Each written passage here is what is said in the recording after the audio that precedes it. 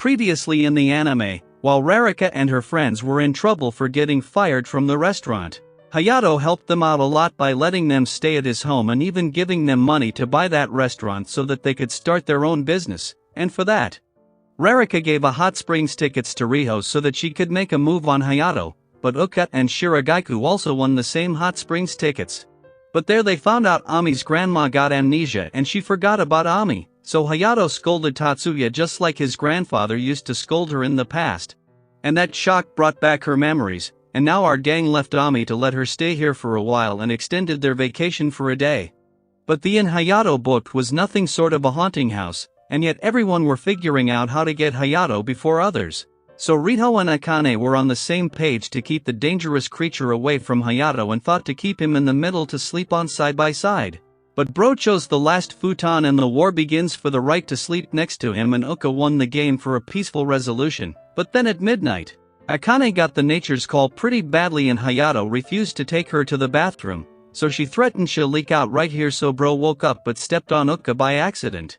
Then he took Akane to the toilet because she's scared of darkness, but a mysterious noise made her scared and she came out. Hayato saw and told Akane it was just a bug. But Akane was still half naked and she wanted to let Hayato see some more, but Bro fell out as she pushed harder. Then the next was Shirogaiku when she had an urgent question she can't wait to ask.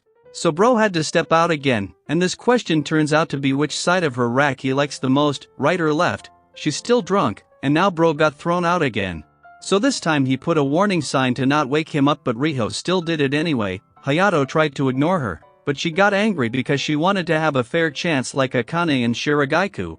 And this time also turned out to be the same. Then the next day, Hayato was sleeping tight because the girls didn't let him sleep, so Uka snatched his cover and saw his sushi was peeking out. It was certainly a feast for the three girls, but they thought the sushi wasn't as big as they thought it should have, so they thought of taking a pic and sending it to Mao to find out if it's big. And then the girls started to feel like it was so cute, and it started to make them feel weird the longer they looked. So Uka stopped Shirogaiku from touching it and swiped down right at the doorstep and saw the forbidden. Their Ami comes in and saw Hayato was peeking out, so she pulled the thing out to wake him up. It was a shock and pain that will remain in memories forever, so when they were going back, Hayato was just too embarrassed for this incident, and the first thing girls did after coming back was to meet Rarika and others. Then they asked about Hayato and their time, and disappointingly, nothing happened. But their Ami told them the way Hayato was peeking out in his sleep, so the girls thought they might have done something like clapping. But onto the main topic. Riho asked Mao about the size to find out if Hayato was big or small, so Ami brought Mushroom to find out the perfect details. So Mao started to observe the mushroom and got to the conclusion that it was definitely big, and thought they should at least did something with Hayato, but sadly they didn't. But Ami remembers Hayato gave a nice squeeze to her racks and told everyone about it. So the girls got interested in the story to hear. Then Hayato came back home and Tina told him everyone's talking about him peeking out, so he got to the living room and saw the heavens once again. But girls were more angry at him that he squeezed Ami's racks. Then, as the story continues, Hayato remembers he forgot Shirogai's birthday because of all the mess that was going on until now, so it would be better to still celebrate her birthday now. For that, Hayato brought Akane out to shop for a gift for Shirogaiku. She loves cooking. So Hayato thought of giving her some kitchen tools, and honestly, he sucks at picking out gifts for a girl. So Akane told her to give her an apron instead. That would make much more sense as a gift, and Hayato's taste in the matter still sucks and picks out a plain apron.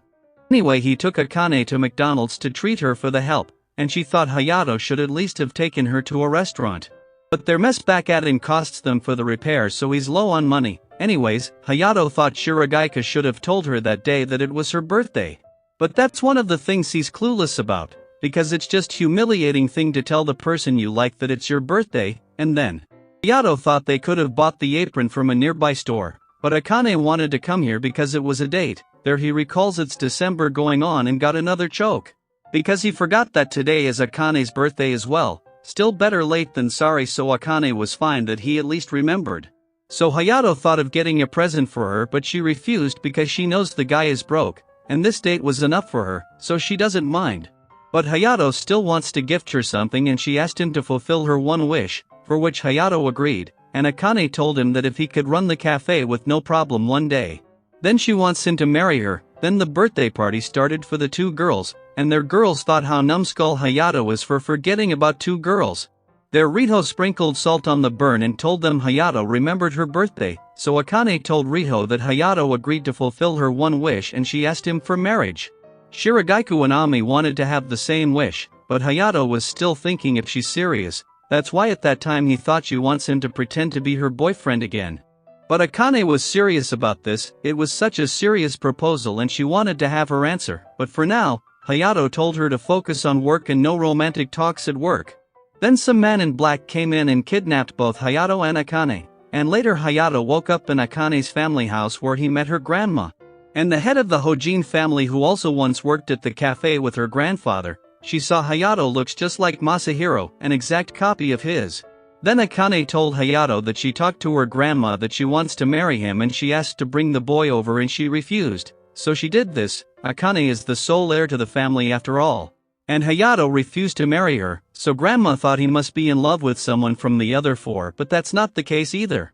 So grandma points her sword at him and asked if in a situation he could save himself or Akane, what will he do? So he chose to prevent the situation itself from arising for both of them.